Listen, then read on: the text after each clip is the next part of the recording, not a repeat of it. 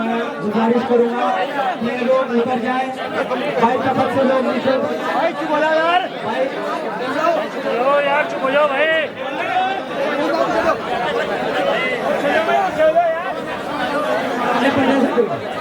भाई सब लोग नीचे यार, एक दूसरे को पहले जी हमारे बीच मौजूद है, मैं उनसे भी 10 बस्ता गुजारिश करता हूं कि वो भी वसीम भाई के लिए यहाँ आए।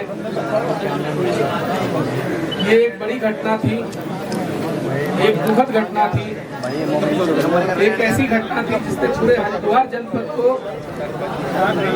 कर रख दिया। मैं सोशल मीडिया पर देख रहा था, लगातार हर दूसरा युवा अपने दिल की तकलीफ को, अपने आंसू दर दर भटक रहा है और कहीं से भी कोई उम्मीद की किरण। मैंने पिछली बार भी कहा था कि जनाजों पर राजनीति नहीं की जाती, और मैं आज भी कह रहा हूं कि जनाजों पर हमें राजनीति नहीं करनी। हमें वसीम को न्याय दिलाना है, उसके लिए चाहे हमें कुछ भी करना पड़े। और आगे की रणनीति जो भी भाई चंद्रशेखर जी तय करेंगे, चाहे वो आंदोलन की बात हो, चाहे वो विधानसभा में आवाज उठाने की बात हो, चाहे वो लोकसभा में आवाज उठाने की बात हो, मेरा पूर्णतः समर्थन भाई चंद्रशेखर जी को है। ये मेरा घर,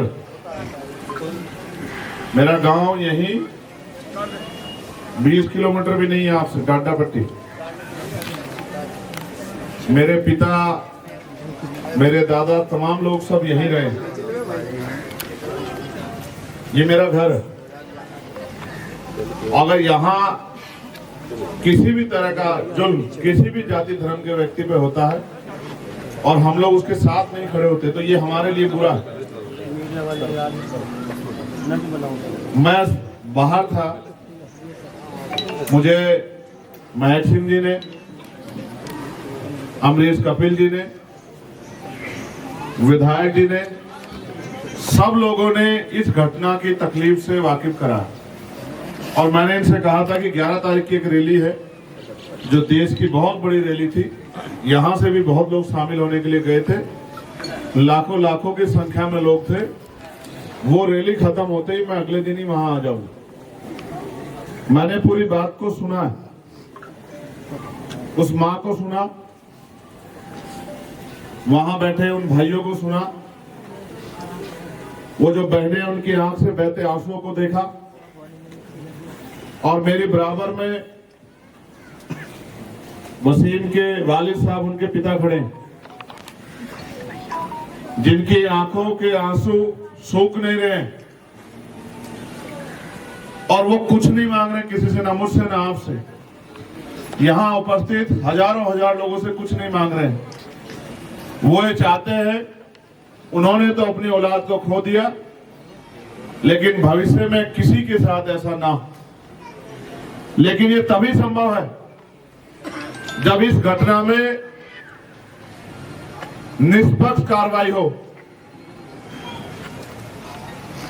जिस तरह से परिवारजनों ने, आसपास के लोगों ने अपनी बात रखते हुए बताया कि वसीम के साथ क्या हुआ, वही पुलिस ने अपनी बात को बताया कि ये हुआ। लेकिन मेरा ये मानना है, मीडिया के लोग भी यहाँ हैं, 2009 में हमारे कॉलेज का अंतिम समय था। देहरादून में एक रणवीर इनकाउंटर हुआ था। उस इनकाउंटर में एक नौजवान जो अपने गांव से चलकर देहरादून गया था, वहां के एक दरोगा जी से किसी बात पे उसकी बहस हो गई। उन दरोगा जी का नाम जीडी भट्ट था। दरोगा जी को यह बात बर्दाश्त नहीं हुई कि एक नौजवान ने उनसे किस तरह से सवाल किया, तो उन्होंने उसको पकड़ा, अपने साथियों को लिया और जंगल में ले जाकर उसके सीने में खूब सारी गोलियां दाग दी। कि मैं नहीं कह रहा हूं, ये उस घटना की सीबीआई जांच हुई है। 17 पुलिसकर्मियों पे कार्रवाई हुई, आजीवन सजा हुई है। यहाँ जितने लोग खड़े अपने फोन का इंटरनेट खोल के गूगल पर चेक कर लो, रणवीर इनकाउंटर, जितने मीडिया के लोग खड़े हैं, जितने पढ़े लिखे जिम्मेदार लोग खड़े हैं, कोई पता कर लो, आपको पता लग जाएगा कि रणवीर के परिवार के साथ क्या हुआ। लेकिन उस समय विपक्ष जिंदा था, उस समय विपक्ष बोलता था, उस समय की सरकारें भी सुनती थी। लेकिन आज गूंगी बहरी सरकारें बैठी हुई है और विपक्ष मुंह पे ताला लगा के बैठा हूं। 21 एमएलए मिलके एक एफआईआर नहीं करवा पाए। ये दिया है उत्तराखंड को आप लोगों ने। मैं आपको विश्वास दिला कहता हूं, हम लोग यहां के अधिकारियों से अभी बात करेंगे और नेता के तौर पे, मेरी बाजू के तौर पे अमरीश कपिल और महक सिंह जी और भीम आर्मी आजाद समाज पार्टी के नौजवान, और मेरे सहयोग के रूप में खानपुर के मेरे भाई, बहुत ही शानदार विधायक यहां आपके बीच में मौजूद है। मैं आपको विश्वास दिलाता हूं, क्या आपको हमारे बल पे शक है? नहीं। बताओ, क्या आपको हमारे बल पे शक है? नहीं। मैं आपको विश्वास दिलाता हूं, मेरी ये मांग है कि रणवीर इनकाउंटर की तरह इस घटना की भी सीबीआई जांच होनी चाहिए। होनी चाहिए नहीं होनी चाहिए, बताओ? क्योंकि हो सकता है पुलिस अपनी जगह सही, और हो सकता है परिवार की एक एक बात कही वो बिल्कुल सच है, लेकिन साबित कैसे होगा? जब रणवीर इनकाउंटर में पुलिस ने एड़ी चोटी का जोर लगा के साबित करने का काम किया कि रणवीर अपराधी था, उसके ऊपर झूठे इल्जाम लगाए कि वो यहां अपहरण करने, फिरौती मांगने, लूट करने आया था, तो तब मामला दोनों पक्षों में जब विवाद हो गया तो उनसे ऊपर जाना पड़ा। अगर वास्तविकता में यहां की सरकार न्याय पसंद है, वो वास्तविकता में अगर न्याय दिलाना चाहती है और इस घटना के पीछे कोई आरोप प्रत्यारोप नहीं है, तो सरकार को आगे बढ़ के इसकी जांच करानी चाहिए। अगर मेरे विपक्ष के सम्मानित विधायक जिस दिन मुख्यमंत्री से मिले थे उसी दिन वहीं बैठ जाते और कह देते जब तक एफआईआर नहीं होगी, एफआईआर से फांसी नहीं चढ़ रहा था कोई, एफआईआर होती, उसकी जांच होती और जांच में जो दोषी पाया जाता उस पर कार्रवाई हो। हम ऐसी मांग करते, हम नहीं कहते किसी को सजा दे दो, और हम हैं भी नहीं सजा देने वाले। हमारा तो ईमान, हमारा तो भरोसा कुदरत पे, ऊपर वाले पे है कि जुल्म करने वाला कभी नहीं बचेगा। जुल्म करने वाले को कोई नहीं बचा सकता।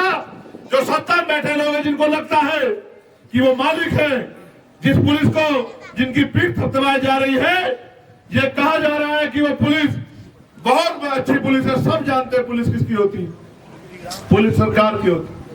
आज जो सरकार है पुलिस उसकी है, कल अगर हम लोग सरकार में होंगे तो पुलिस हमारी होगी।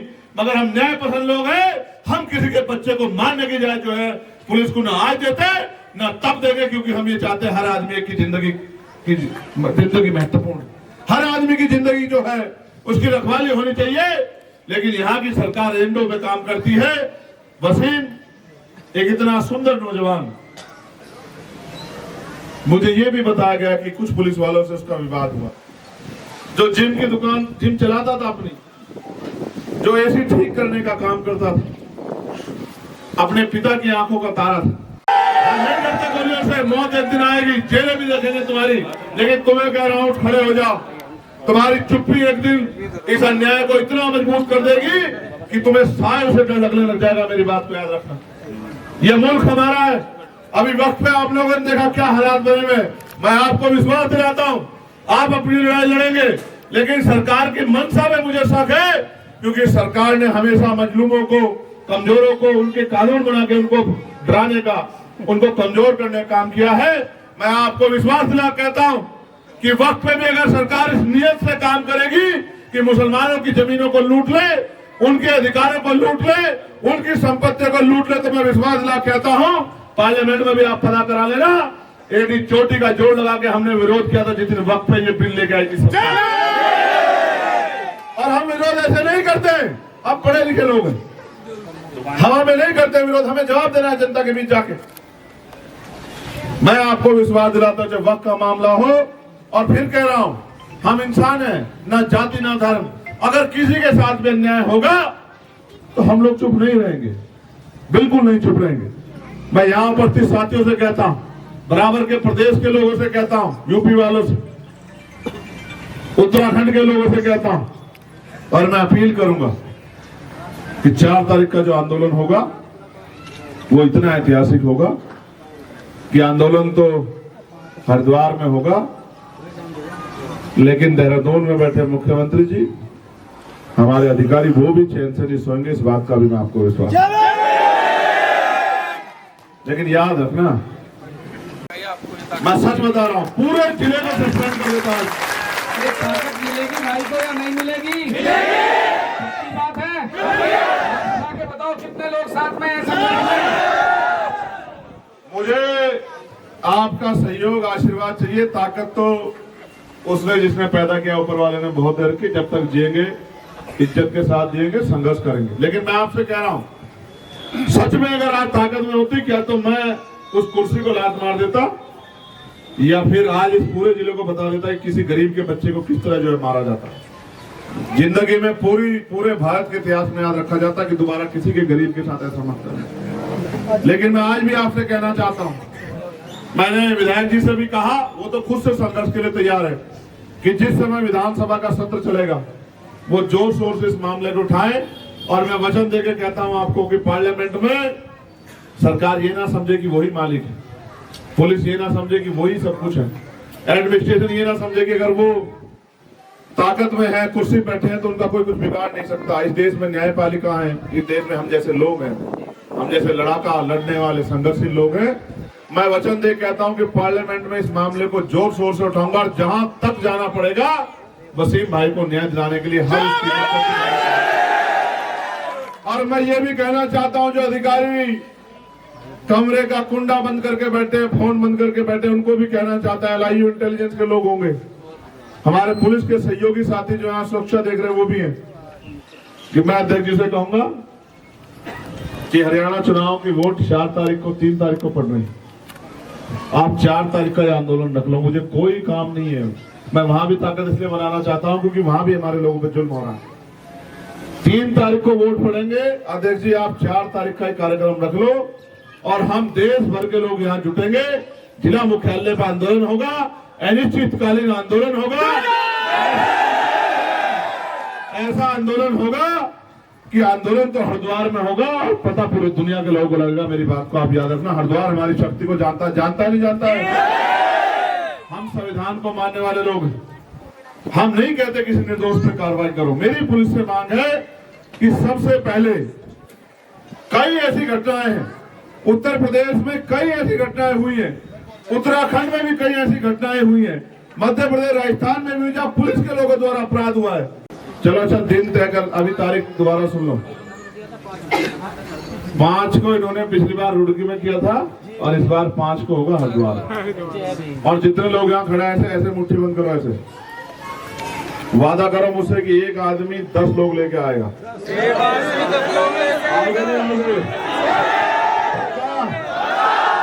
सोच लो, जेल जाना पड़ सकता है, लाठियां खानी पड़ सकती है, सोच लो।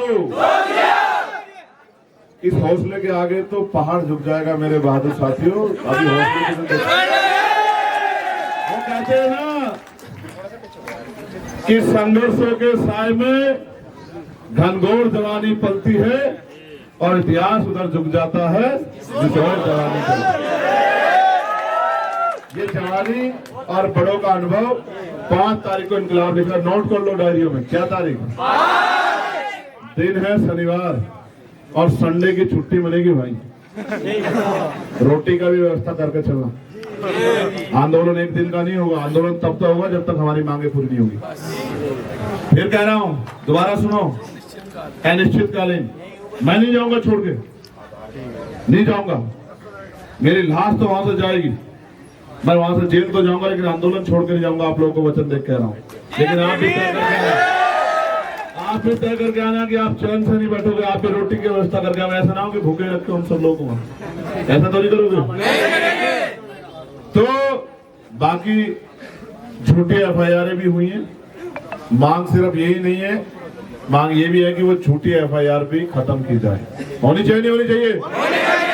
वो जो मैं जानता हूँ डराने के लिए की जाती है, पुलिस होती है डर जाएंगे। कब तक डरते रहेंगे बताओ? कब तक डरते रहेंगे? डर रहे हैं तो भी मर रहे हैं। उत्तराखंड में तो अजीब सा माहौल बना दिया है। कोई कहता है खाली करो, भगाओ, नीचे भगाओ, ऊपर भगाओ। हाँ, देखो पहले ये महाराष्ट्र में होता था, भगाओ मारो पीटो। अब ये उत्तराखंड में ये प्रैक्टिकल। वसीम के वालिद साहब है, पिता है, वो जो देश का तिरंगा वहां लहर रहा है ना, उस तिरंगे को मैं सलाम करते हुए कहता हूं कि आप अपने आप को अकेला मत समझना। इतने वसीम है आपके। देखो बताओ इनके वसीम हो या नहीं हो, बताओ। ये सब आपके वसीम है और मेरा जीवन भर का रिश्ता रहेगा इस घर से।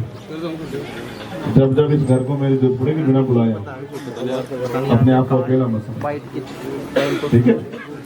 मगर अब आपसे आग्रह है कि आंखों में आंसू, आपकी आंखों में मेरी हिम्मत करो। क्यों ना हिम्मत करो, सब करो। हम सब लोग प्रार्थना भी करते हैं, दुआ भी, कि आप लोग जो हैं आप लोग सब करो, ठीक है? आप सब लोग यहाँ पहुंचे। यहाँ तो मेरी लोकसभा के लोग भी चले आए। मैं विधायक जी को बता रहा था अभी, उधर सरदार साहब को, जावेद साहब को मैंने देखा, उधर ये खड़े थे, देखो इरफान भाई और सब लोग। और भाई यहाँ तक आगे मैं तो देख रहा था कि ये इनका मेरे बगैर जी नहीं लगता। जबकि मैंने तो कल का प्रोग्राम बना लिया कि भाई एक दिन कोशिश करके चुनाव छोड़ के जाके वहाँ जो है रह के आता हूँ, ठीक है? तुम लोग मुझे मिल लेना अभी, क्योंकि मुझे अभी मेरे 2-3 कार्यक्रम में मैं निकलूंगा, ठीक है? बहुत बहुत जितने साथी हैं, मैंने उनके दुख तकलीफ को सुना। मैं आपको विश्वास दिला कहता हूँ, मैं पुलिस के खिलाफ नहीं, लेकिन मेरा ये मानना है कि गलती किसी से भी हो सकती है। मनुष्य में भावनाएं होती हैं, संवेदनाएं होती हैं। कभी कभी आक्रोश, संवेदना, भावनाओं के में बह के गलतियां हो जाती, लेकिन अगर वो गलतियां अपराध का रूप ले लें तो ये खतरनाक हो जाती है। मैंने उत्तराखंड में ही, मैं उत्तराखंड का रहने वाला हूं, मेरा गांव है यहाँ। 2009 में कॉलेज टाइम में रणवीर इनकाउंटर देखा था। पुलिस ने कहा हमने कोई गलत काम नहीं किया, ये आरोपी था, अपराधी था, ये कर रहा था, वो कर रहा था। लेकिन बाद में उस घटना की सीबीआई जांच हुई और दूध का दूध, पानी का पानी हुआ। 17 पुलिसकर्मियों पे कार्रवाई हुई, आजीवन सजा हुई। मेरा ये मानना है, हमने पुलिस का बयान भी सुना, हमने पीड़ित परिवार को भी सुना। इस घटना की सीबीआई जांच होनी चाहिए। सीबीआई जांच होगी तो दूध का दूध, पानी का पानी हो जाएगा। अगर कोई निर्दोष है, हम नहीं चाहते कार्रवाई हो। अगर कोई दोषी है, क्योंकि अगर जो आपने आज बयान दिए पुलिस के लोगों ने, उस बच्चे पे जो आज इस दुनिया में नहीं, एक बहुत बड़ा इल्जाम आपने लगाया है। हमारी मंशा ये है कि लोगों में आक्रोश है, उसकी निष्पक्ष जांच हो, सीबीआई द्वारा जांच हो, और जो भी इसमें आरोपी हो, जिसने भी जो अपराध किया, उसको उसकी सजा मिले। मैं परिवार के साथ खड़ा हूँ। मैंने परिवार को विश्वास दिलाया है।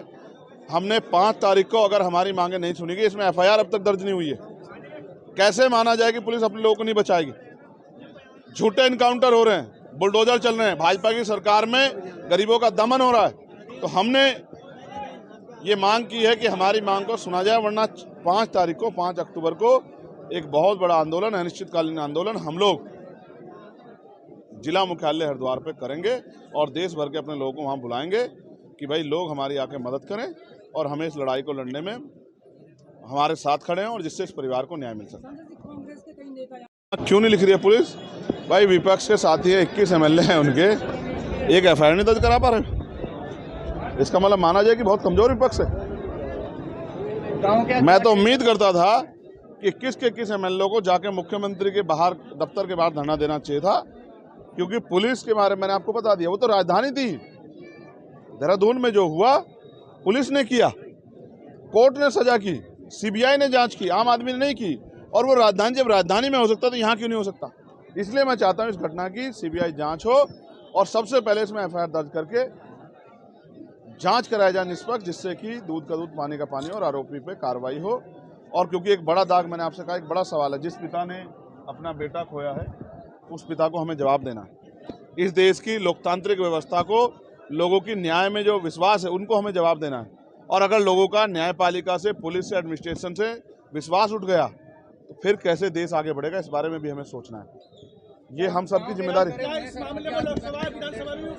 मैंने वचन दिया है कि पार्लियामेंट में मैं जो बातें हैं वो सभी भाई चंद्रशेखर जी ने कह दी हैं, और मुझे लगता है कि इनके कहने के बाद कुछ बचा नहीं है कहने को। इस परिवार को न्याय दिलाने के लिए एक क्रांति की ज़रूरत है, और उस क्रांति का आह्वान भाई चंद्रशेखर जी ने कर दिया है। और ये अलख जो है अब तब तक लगातार जलती रहेगी जब तक इस परिवार को न्याय नहीं मिलेगा। एक अनिश्चितकालीन धरने की घोषणा इस मंच से की गई है। 5 अक्टूबर को एक आंदोलन की शुरुआत की जाएगी और इस परिवार को न्याय दिलाने के लिए एड़ी चोटी का जोर लगाया जाएगा। और जैसा कि भाई चंद्रशेखर जी ने कहा कि देश भर से लोगों का आह्वान होगा, यहीं के नहीं, मैं उत्तराखंड के हरिद्वार जनपद के हर बच्चे से, हर व्यक्ति से अनुरोध करता हूं, आग्रह करता हूं कि घरों से निकलो और वसीम को न्याय दिलाने की लड़ाई में हमारा साथ है। क्या विधानसभा में उठाएंगे? बिल्कुल उठाएंगे भाई, जब संसद में उठाने को तैयार है तो विधानसभा में हम क्यों नहीं उठाएंगे।